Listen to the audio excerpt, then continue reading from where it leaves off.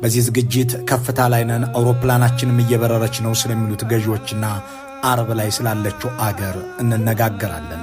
ምድር ሁሉ በእጃቸው የገባላቸው፣ ሰማይ ሁሉም የነሱ የመሰላቸው ገዢዎች ስለምቾታቸው ብዙ በሚያወሩበት፣ ፈሪሳውያን በዝተው ሰዱቃውያን በበረከቱበት በዚህ ዘመን በእርግጥም ኢትዮጵያ አረብ ላይ ነች። ምድሯ አኬልዳማ እንደሆነው በአመፅ ዋጋ ሀብትና ስልጣን ያደረጁ ሰዎች ደሟን እንደሚያፈሱት ሁሉ ስቃዩም የበዛበት፣ ጣሯም የበረታበት፣ እጅግም ትንሣኤ የምትፈልግበት ጊዜ ላይ ትገኛለች።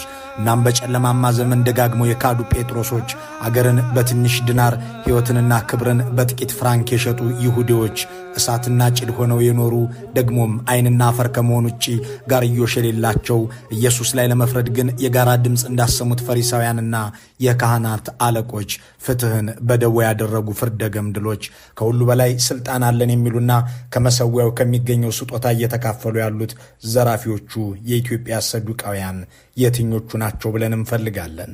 በይሁዳ ክህደት ተጀምሮ በአይሁድ በፍርደ ገምድል የፍርድ ሂደት አልፎ በመስቀል ሞት የተጠናቀቀበት የክርስቶስ ታሪክ በፖለቲካ ትርጉምም የመከራና የስቃይ ጥግ ማሳያ ነው።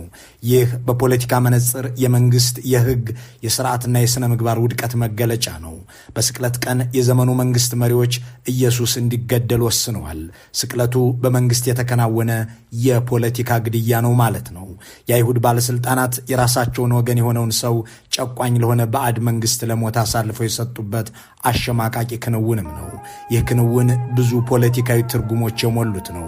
እናም ኢትዮጵያ አረብ ላይ ነችና ደግሞም እጅግ ትንሣኤዋ ያስፈልጋልና እንደገናም ከሞት መዳን አለባትና ከቀኑ ጋር እናነጻጽራታለን።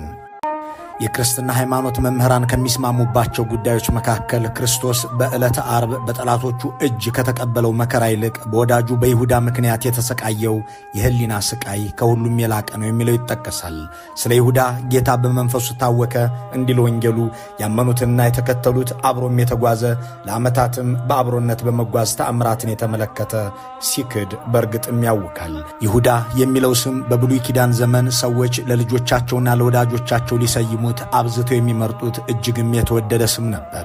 ለሴትም ለወንድም የሚሆን በዕብራይስጥኛ በእግዚአብሔር የታመነ ወይም በእግዚአብሔር የተመሰገነ የሚል ትርጉምም ያለው ነበር።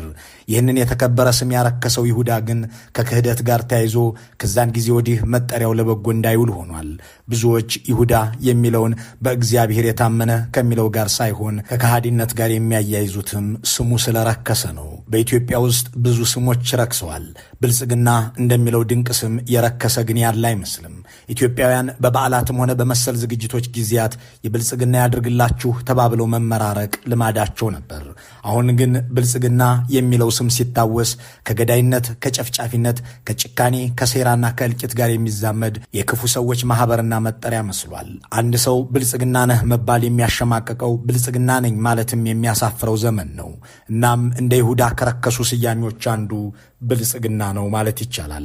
በነገራችን ላይ ብልጽግናንና አለቆቹን ለማወደስ የሚሞክሩ ሊያሽሞንሙኑም የሚከጅላቸው ጥቂት የማይባሉ አይሁድ መኖራቸው ለይሁዳ ወንጌል የጻፉለትን ሰዎችም የሚመስል ነው። ይሁዳ ከከሃዲነትና ጌታውን ለዲናር ከሚለውጥ ሆዳም ጋር መነጻጸሩ ያበገናቸው የግኖስቲክ መናፍቃን በሁለተኛው ክፍለ ዘመን ልክ እንደነ ዮሐንስና ማቴዎስ የይሁዳ ወንጌል ብለው እንደጻፉለት የሃይማኖት ታሪኮች ያስተምራሉ። ይሁዳ ተበዳይ ሰው የክርስቶስን አዳኝነት ያውቅ ዘንድ የተሰየመ ጻድቅ አድርገው ሊያሽሞነሙኑት እንደሞከሩት ሁሉ ብልጽግናንም እንዲሁ ሊያሰማምሩት የሚቃጣቸው ጥቂት አይደሉም። የዓለምን መድኃኒት ለግርፋት፣ ለመንገላታት፣ ለስቅላትና ለሞት እንዲዳረግ ያደረገውን ነጋዴ ለእኛ ብሎ ያደረገው ነው ብለው እንደጻፉት ሁሉ የ100 ሚሊዮኖች መኖሪያ የሆነችውን ኢትዮጵያን በእልቂት ማዕበል የሚንጠውን ብልጽግናን ለኢትዮጵያ ብሎ ነው የሚሉም አልጠፉም። እነዚህ ዳግማዊ ይሁዳዎች ናቸው ከማለት ውጪ አቻ ሊኖራቸው ይችል ይሆን?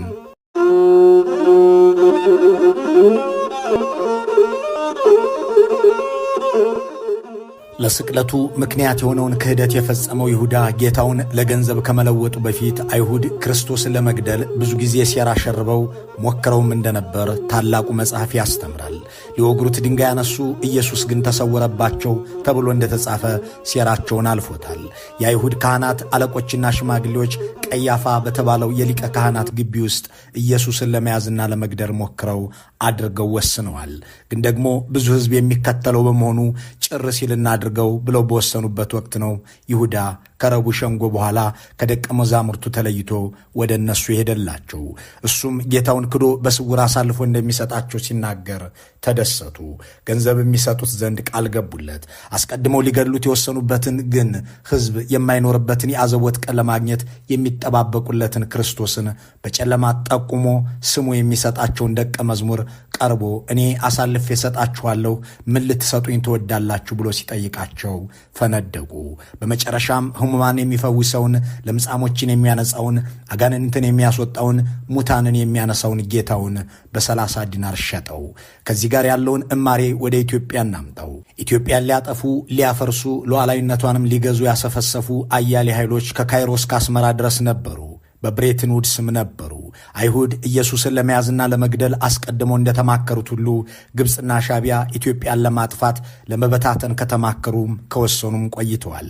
ዋሽንግተን ሰራሾቹ እና IMF እና ዓለም ባንክ ኢትዮጵያንና የገበያ ሉዓላዊነቷን ለመግዛት ከቋመጡ ውለው አድረዋል። ይሁን እንጂ ከኢየሱስ ደቀ መዛሙርት መሃል ይሁዳ እንደተገኘ ሁሉ ከኢትዮጵያ መሰል ሰው አልገኝ ብሎ ብዙ ዘመናት አልፈዋል። እናም አይሁድ ኢየሱስን ለመያዝ እንደ ይሁዳ ያለ ከሃዲ ያስፈልጋቸው እንደነበረ ሁሉ እነ ግብፅና ኤርትራ እንደ አብይ አህመድ ያለ አገሩን ለዲናር የሚለውጥ አንድ ታዛዥ ሰው ያስፈልጋቸው ነበር። በመጨረሻም አደረጉት። ኢትዮጵያን ለማተረማመስ የሚያስችላቸውን ፈቃድ ወስደው በመሐላም ተጋብዘው የደም ምድር አድርገዋታል።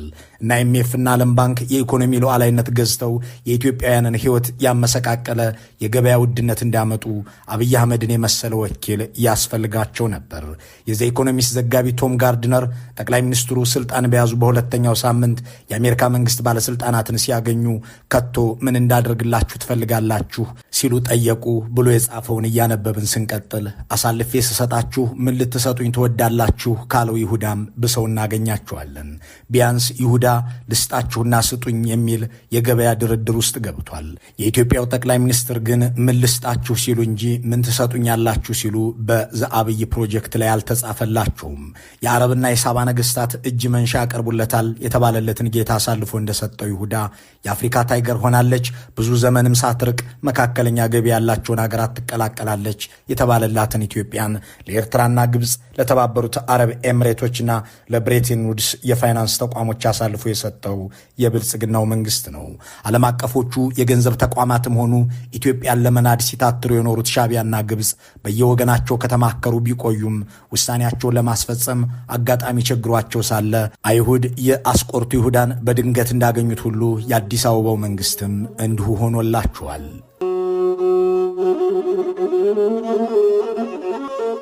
ይሁዳ ክርስቶስን ሸጦ ያገኘው ገንዘብ ለአንድ ለሸክላ ሥራ የሚመች ቦታ እንደተገዛበት ተጽፏል። የኢየሩሳሌም ሰዎችም ያንን መሬት አኬልዳማ ብለው በቋንቋቸው ይጠሩታል። የደም መሬት ማለታቸው ነው። ብልጽግና ኢትዮጵያን ሸጦ ያገኘውን ዲናር ለድሮን መግዣ አድርጎ አገሪቱን አኬልዳማ እንዳደረገው ሁሉ በእስራኤል ምድርም በአመፅ ዋጋ የተገዛው መሬት እንዲሁ ነው። በዚሁ ዲናር በተገኘ ዶላር የተገዛ ድሮን ሲጨፈጭፍ ውሏል። ይሁዳ ከከሃዲነቱ በፊት የለየለት አስመሳይ እንደነበር ታሪኩ ይነግረናል። ኢየሱስን ለመሸጥ የተስማማው ረቡዕ ዕለት ነበር። ሰጥቶ የሚቀበለውን ከተስማማ በኋላም ወደ ደቀ መዛሙርቱ ተመልሷል። ከረቡዕ አንስቶ እስከ ሐሙስ ምሽት ድረስም ምንም እንዳልተፈጠረ እያስመሰለ አመሸ። ያደፈ እግሩን በክብር ሊያጥበው ሲንበረከክም አላመነታም። ይህ የሚያሳየው የይሁዳ ሌላ ባህሪ የሆነውን አስመሳይነቱን ነው። ኢትዮጵያን አርብ ላይ ያደረሱ ገዢዎች እንዴት ያለ አታላዮችና አስመሳዮች እንደሆኑ የመጀመሪያ ወራት ንግግሮቻቸውንና ድርጊቶቻቸውን ማስታወስ ከይሁዳ ጋር ለማመሳሰል ይመቻል። ያኔ በይቅርታ እንደምራችሁ እያሉ ሲያስመስሉ፣ የሰላም ሐዋርያ መስለው ሲናገሩ እንዲህ የአገር ጣር ሊያበዙ መሆኑን በሂደት አሳይተዋል። ክርስቶስ ከደቂቃዎች በኋላ ወደ ገዳዮቹ የሚወስዱትን የይሁዳ እግሮች አጎንብሶ እንዳጠበው ሁሉ ኢትዮጵያውያንም ወደ እልቂት የሚወስዳቸውን መንግስት እግር ላይ ወድቀው እልልም ብለው ተቀበሉት። ልዩነቱ ክርስቶስ የሚሆነውን ሁሉ ያውቅ ነበር። የኢትዮጵያ ሕዝብ ግን የሚመጣውን የሚገነዘብበት አቅም አልነበረውም። ለብዙ ዘመናት ያመናቸው ልሂቃንም በይሁዳ እግር ላይ ተደፍተው ሲያያቸው ለመሲሁ የሰገዱ መሰለው። የማያውቃቸውን ንጉሥ ሙሴ ናቸው ሲሉትም አመነ። በመጨረሻም በመጨረሻም የመከራና የስቃዩን ቀን አርብን አመጡለት። በዚያ የ2010 እና የ2011 ሰሞን የሚሰሙ ቃላት እነዚያ መተቃቀፎችና መሳሳሞች የይሁዳ እንደነበሩም ብዙም ሳይቆይ እየተገለጠ ሄደ። ይሁዳ የምስመው እሱ ነው፣ ያዙት፣ ተጠንቅቃችሁም ውሰዱት ብሎ ወታደራዊ መመሪያ እንደሰጠው ሁሉ በዚያ በ2011 እና 2010 በ2013 እና 2012 የተሳመ የታቀፈ ዛሬ አንድም የለም። በይሁዳዊ ቃል ተስሞ ተገድሏል ወይም ተሰዷል አለያም ታስሯል። ይሁዳም ከመሳሙ በፊት አይሁድ በሚገባቸው ቋንቋ መምህር ሆይ እያለ ለክርስቶስ ረዘም ያለ ሰላምታውን አቅርቧል።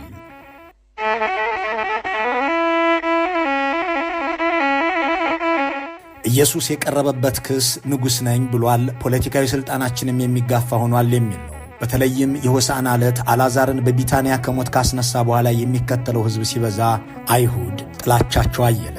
በጊዜው የተቋቋመውን ሥርዓት ለማፍረስ ሕዝብን አነሳስቷል ማለትም ጀመሩ።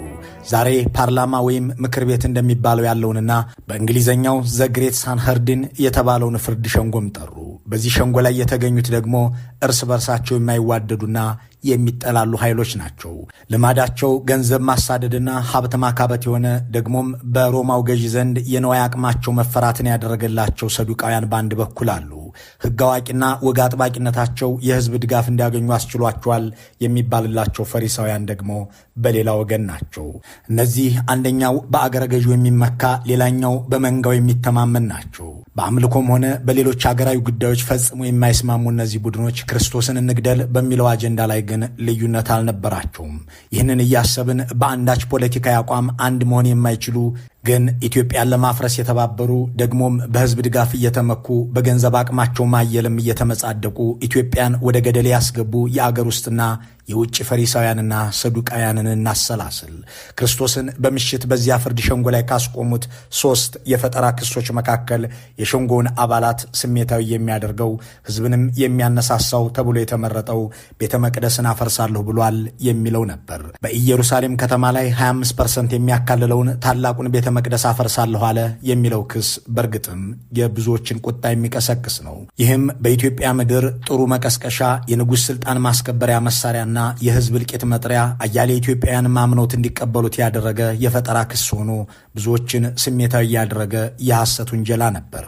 ክርስቶስ ቤተ መቅደሱን አፈርሳለሁ አለ ተብሎ በሐሰት እንደተወነጀለው ሁሉ ጌታቸው ኢትዮጵያን አፈርሳለሁ አለ የሚለው የፈጠራ ክስም ብዙዎችን አስቆጥቶ ብዙዎችን አገዳድሎ እንደነበር አይዘነጋም።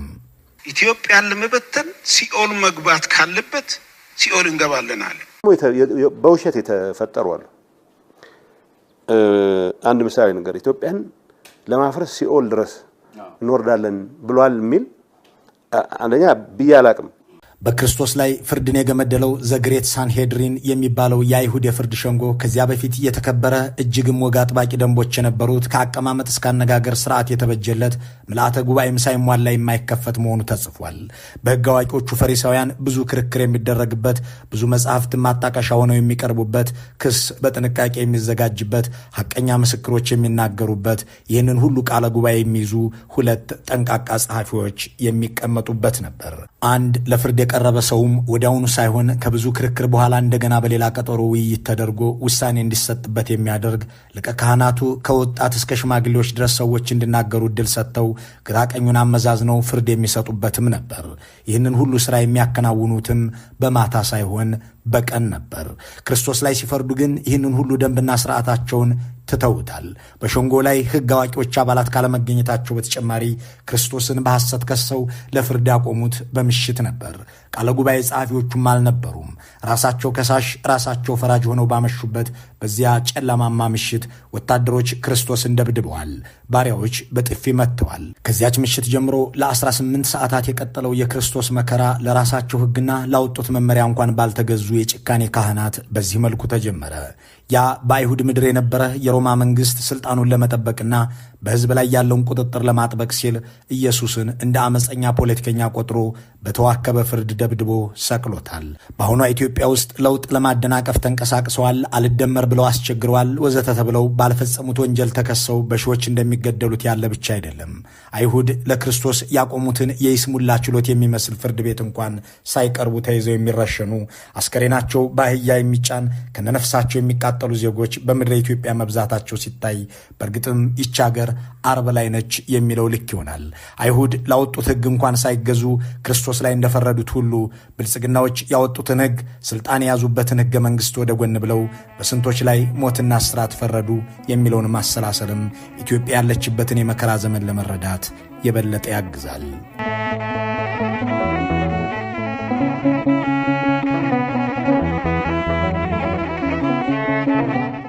በአያሌ ወንጀል ውስጥ ተዘፍቀው እንደ ጲላጦስ እኔስ ከደሙ ንጹሕ ነኝ ያሉና ጥፋትን ለሌሎች ሰጥተው ከወንጀል የነጹ የመሰላቸው ከዓሣ አጥማጅነት ጠርቶ ተከታዩ ያደረገውን በባህር ላይ መረማመድ ሆንለት ዘንድ የፈቀደለትን ከሰዓታት በፊት ተንበርክኮ እግሩን ያጠበለትን መምህሩን አላውቀውም እንዳለው ጴጥሮስ አያሌ ጊዜ ዶሮ ሳይጮህ አገርንና ወገንን ወዳጅንና ሕዝብን የካዱ የብልጽግና ሹማምንት በእርግጥም ኢትዮጵያን ገፍተው አርብ ላይ አድርሰዋታል።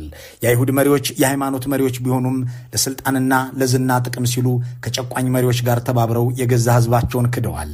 በሊቀ ካህናቱ ቀያፋ ይመራ የነበረው የአይሁዶች ፍርድ ሸንጎ ኢየሱስን ጥፋተኛ አድርጎት ሊፈርድበት ቢችልም ቅጣቱን የመፈጸም ስልጣን ስላልነበረው አይሁዳዊውን ኢየሱስን አሳልፈው ለሮማውያን ባለስልጣናት ሰጡ።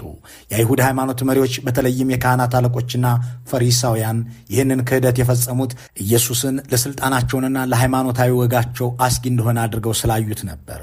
ሕዝብን በተሳሳተ መረጃ በማጭበርበር ሕዝብ ስለ ኢየሱስ አሉታዊ አመለካከት እንዲኖረውም ብዙ ፕሮፓጋንዳ ነዝተዋል።